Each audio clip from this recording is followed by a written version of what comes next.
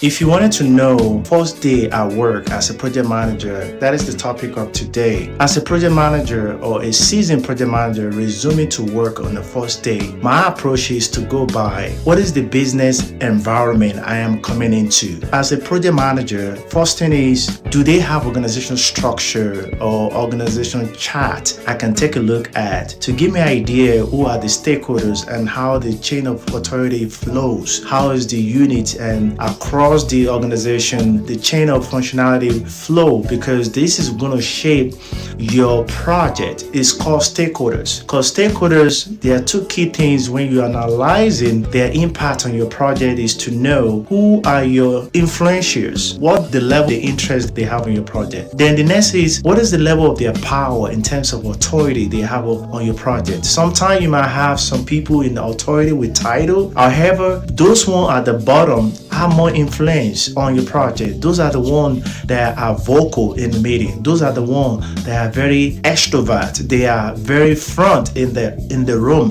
They might not have title, but people in the seat of authority look at those people because they help them call out things. So these are the things you wanted to know. So first thing is business environment, understanding that. And do they have supporting cast in place? Something like project management office to help them standardize their approach.